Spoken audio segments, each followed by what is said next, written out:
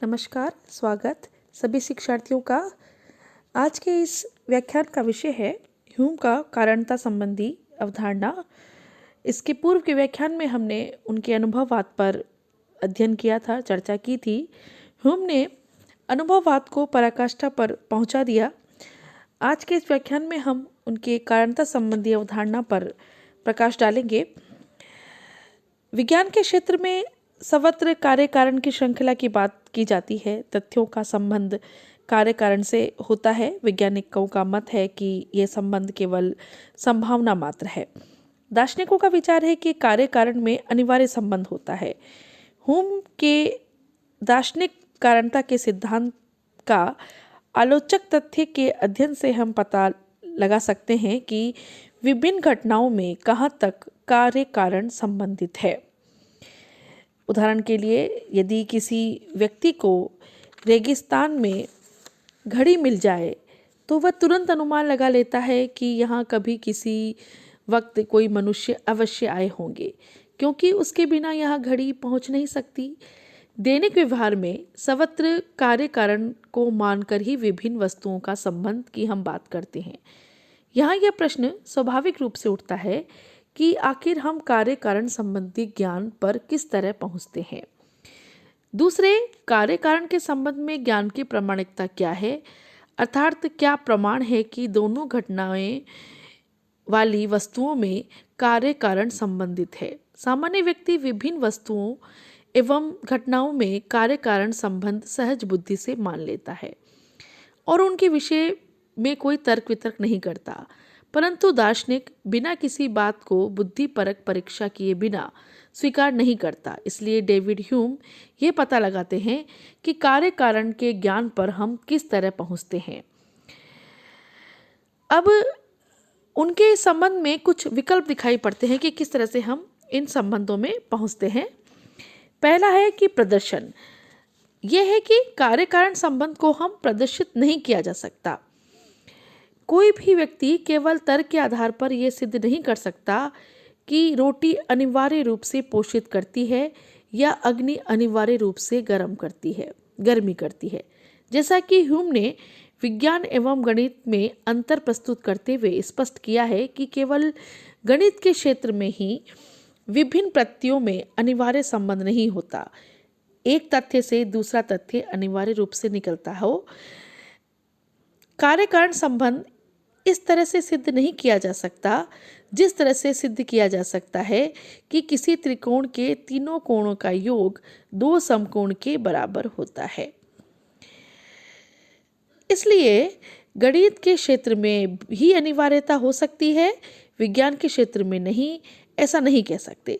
गणित के क्षेत्र में व्याख्यात का नियम कार्य करता है, तथ्यों के क्षेत्र में नहीं। ये कहने में कोई भी तर्क व्याख्यात नहीं है। आग जलाती नहीं है या रोटी से पोषण नहीं होता, ऐसा विभिन्न परिस्थितियों में होता भी है।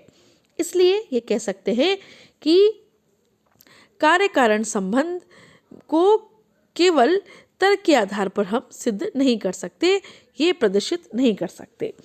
दूसरा है निरीक्षण या अनुभव। कार्य कारण संबंध का हमारा ज्ञान निरीक्षण या अनुभव के फलस्वरूप होता है। निरीक्षण के द्वारा हमें यह जानकारी प्राप्त होती है कि कुछ वस्तुओं में पूर्वापर संबंध होता है। उदाहरण के लिए, लपटे होने पर गर्मी होती है और बर्फ ठंडी होती है। ऐसा देखने पर हम दो भिन्न वस्तुओं से संबंध जुड़ जाता है। इससे हम यह अनुमान लगाते हैं कि ये एक दूसरे का कारण है। कार्य कारण संबंध स्वीकार कर लेने पर हम एक दूसरे के होने पर दूसरे के होने की आशा करते हैं। ह्यूम का मत है कि यह कार्य कारण संबंध आदत या रिवाज पर निर्भर है, क्योंकि हमने दो वस्तुओं को सदैव एक के बाद एक आते देखा है। इसलिए हम ये मान बैठते हैं कि इसमें कार्य कारण संबंध है। इस तरह के कार्य कारण संबंध यथार्थ अनुभव पर आधारित केवल विश्वास मात्र है, यानी कि दो वस्तुओं में सतत संपर्क का हमारा अनुभव उनमें परस्पर संबंध या विश्वास उत्पन्न करता है। ये विश्वास बना जाने पर यह प्रथा का रूप ग्रहण कर लेता है और लोग ये मानने लगते हैं कि अमुक वस्तु का कारण है। यह विश्वास क्या है? यह तर्क नहीं है, न ही इसमें बुद्धि का कोई हाथ है। यानी कि हम केवल लगातार संपर्क में आने वाली एक के बाद एक वाली घटनाओं को में कार्य कारण संबंध बिठा लेते हैं, जबकि यह सिर्फ एक संभावना मात्र है, ऐसा हमेशा नहीं होता। अब कार्य कारण की एक दार्शनिक अवधारणा भी है, जो क्या है वो ये उसका ह्यूम जो है वो खंडन करते हैं। ह्यूम दार्शनिकों के कार्य कारण की अवधारणा का खंडन करते हैं। दार्शनिकों का यह मत है कि कार्य कारण में निश्चित एवं अनिवार्य संबंध होता है तथा विशिष्ट कारण से ही विशिष्ट कार्य होता है। वह कहते हैं कि कार्य कारण परस्पर अनिवार्य संबंध के सूत्र में बंधे हैं। केवल विचार और तर्क के आधार पर ही एक को देखकर दूसरे के संबंध में भविष्यवाणी की जा सकती है। दूसरे शब्दों में कारण का ज्ञान अनिवार्य रूप से कार्य का ज्ञान प्रदान करता है। यदि हम किसी कार्य कारण संबंध को जानते हैं तो हम अनुभव के बिना ही ये कह सकते हैं कि विशिष्ट वस्तु किसी प्रकार व्यवहार करेगी।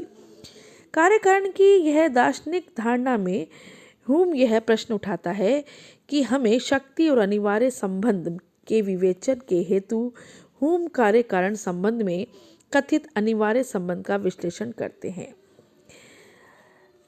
अब इस संबंध से कुछ निष्कर्ष वो निकालते हैं। वो निष्कर्ष इस प्रकार से हैं कि कार्य कारण में इंद्रियानुभव अनिवार्य रूप से सिद्ध नहीं होता।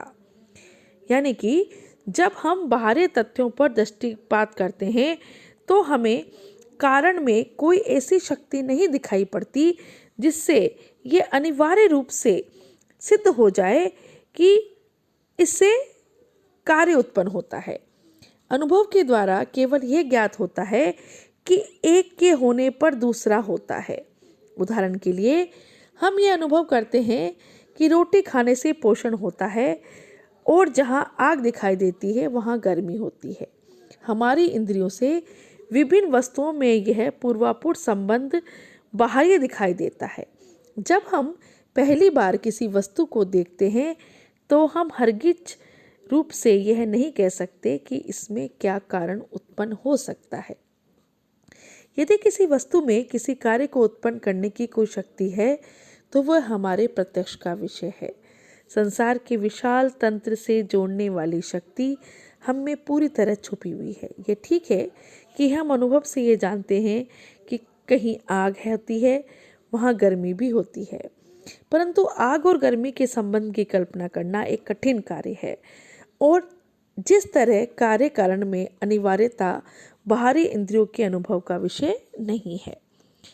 यहाँ पर वो ह्यूम ये कहते हैं कि कार्य कारण में हम अनिवार्य रूप से हमें इंद्रियों से हमें उनका अनुभव नहीं हो सकता, इसलिए हम कार्य कारण के नियमों को, अनिवार्य नियम को हम नहीं मान सकते, दार्शनिक नियम को नहीं मान सकते। दूसरा यह है कि कार्य कारण की अनिवार्यता आंतरिक अनुभव से सिद्ध नहीं की जा सकती।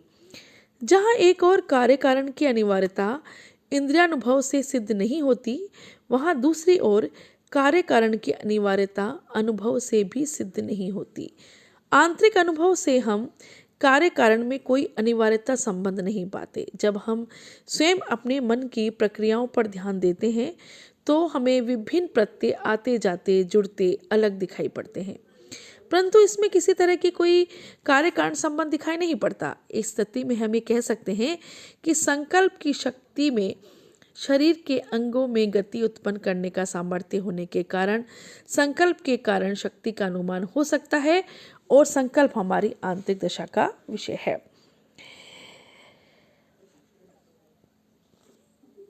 संकल्प से शक्ति का विचार होता है। हम कहते हैं कि ये ठीक है कि हमारा संकल्प से शरीर के विभिन्न अंगों में विभिन्न क्रियाएं होती हैं, परंतु हमें या तो संकल्प का पता है या अंगों में होने वाली क्रिया का पता है। हम ये नहीं जानते कि संकल्प किस सत्य से है और किस तरह के अंगों में क्रियाएं उत्पन्न करता है। यहाँ ये बात विशेष है कि ह्यूम का आक्षेप इस बात पर नहीं है कि संकल्प से शरीर में क्रिया उत्पन्न होती है। वह तो ये दिखाना चाहते हैं कि संकल्प एवं क्रिया में कोई अनिवार्य संबंध नहीं है। यानी कि सत्य तो यह है कि मन और शरीर का संबंध अत्यंत रहस्यमय है और अनुभव के आधार पर इसके संबंध में हम कुछ भी नहीं कह सकते। मन में किसी विशेष घटना से शरीर में क्यों प्रभाव होता है और कैसे होता है, शरीर में किसी घटना का मन में किस तरह प्रभाव होता है, इस रहस्य को देकार्त, स्पिनोजा, लाइबनिज, लाक, बर्कले कोई भी नहीं समझा सका। डेविड ह्यूम ने दर्शन में बुद्धिवाद के विरुद्ध अनुभववाद की पराकाष्ठा के दर्शन होते हैं। यहाँ किसी भी शक्ति को मानने से वो इनकार करते हैं जो किसी में कारण और कार्य के अनिवार्य रूप से उत्पन्न करने का सामर्थ्य को निर्माण करती है। अगला वो ये कहते हैं कि कार्य कारण का संबंध का आधार आदत और प्रथा है। ह्यूम के कारणता का सिद्धांत पर यह प्रश्न उठता है कि हमें कार्य कारण संबंध का ज्ञान किस प्रकार होता है।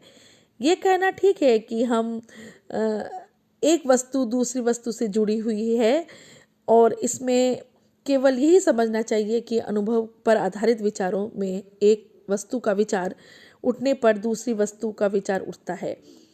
दूसरे शब्दों में मन को एक घटना के होने पर दूसरी घटना की आशा करने की आदत है। ऐसा मेरा विश्वास है कि अमुक घटना के होने पर अमुक घटना होगी, ऐसा हम मानते हैं। इस तरह कार्य कारण संबंध आदत, विश्वास और प्रथा पर आधारित है। इसके पीछे कोई तर्क नहीं है, क्योंकि कितना भी तर्क होने पर दो वस्तुओं में कार्य कारण संबंध नहीं जोड़ा जा सकता और यह मनोवैज्ञानिक आवश्यकता है, क्योंकि इसके बिना अनुभव की व्याख्या नहीं की जा सकती, परंतु इससे इसकी सत्ता सिद्ध नहीं हो सकती।